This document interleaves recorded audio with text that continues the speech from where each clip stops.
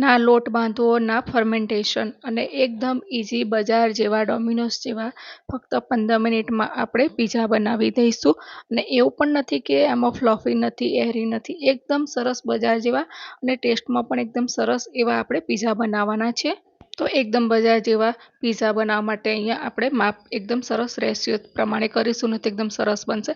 તો અહીંયા 100 ગ્રામ મેદો લીધો છે, 4 ચમચી જેટલું આપણે દહીં લીધું છે અને 1/4 કપ આપણે પાણી લીધું છે. તો હવે અહીંયા આપણે એક વાસણ લઈશું અને એની અંદર આપણે લોટ લઈ લઈશું, એટલે કે મેદો છે. તમે જો ઘઉંનો લોટ લેવા ઈચ્છતા હોય તો ઘઉંનો લોટ પણ લઈ શકો છો.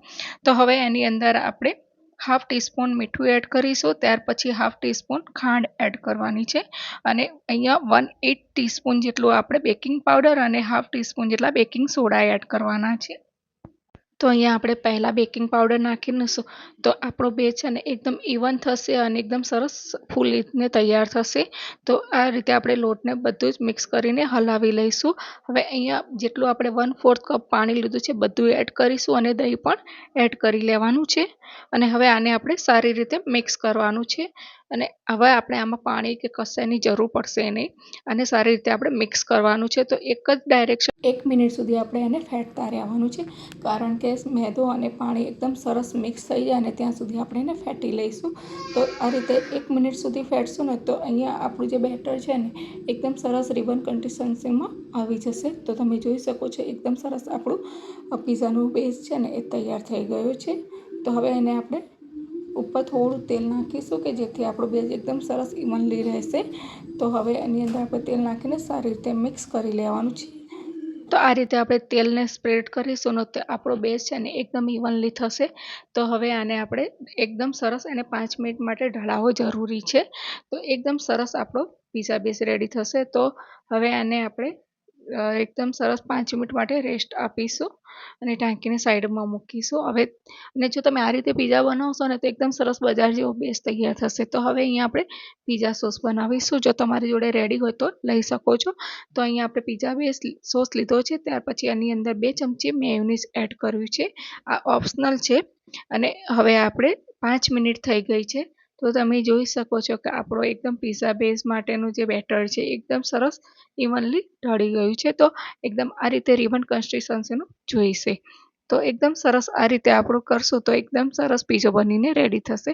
હવે અહીંયા આપણે એક નોનસ્ટિક તવી લેવાની છે. તો એની ઉપર આપણે ઘી કે બટર એપ્લાય કરવાનું છે અને હવે આ બેટરને આપણે એની અંદર એડ કરી લેવાનું છે. તો તમે ફ્રેન્ડ્સ જોયું, નથી વણવાનો કે નથી ફર્મેન્ટેશન, કંઈ પણ જરૂર નથી અને આ રીતે ઇવનલી આપણે સ્પ્રેડ કરી લઈશું. હવે આને આપણે લીડથી ઢાંકી દેવાનું છે. એક આ વસ્તુ જરૂરી છે કે આને ઢાંકવાનો છે. તો 5 મિનિટ થાય એટલે પછી આપણે ઢાંકણ ખોલીને જોઈશું તો આપણો બેઝ છે ને એકદમ સરસ ફૂલી પણ ગયો છે અને એકદમ સરસ બેક પણ થઈ ગયો છે. તો એને આપણે પલટાવી લઈશું.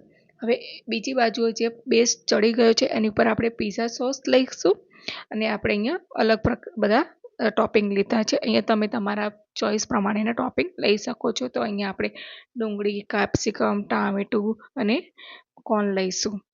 તો આ રીતે બધા સરસ આપણે વેજીટેબલ્સને ઇવનલી લગાવી દઈશું.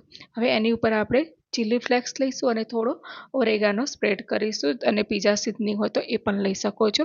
તો હવે અહીંયા એની ઉપર આપણે મોઝરેલા ચીઝ આ રીતે ઇવનલી બધું સરખી રીતે સ્પ્રેડ કરી લેવાનું છે અને એને ઢાંકીને સ્લો ગેસ ઉપર જ આપણે બીજી 5 મિનિટ થવા દેવાની છે.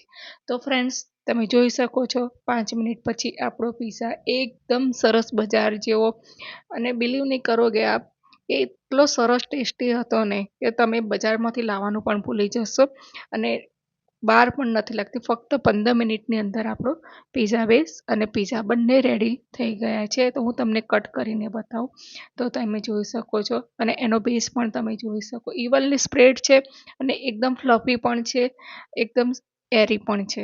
તો તમે પણ આ રીતે જરૂરથી ટ્રાય કરજો અને ઝડપથી બની જાય એવો છે. તો બાળકોનો ફેવરેટ છે. તો મળીશું એક નવા વિડીયો સાથે.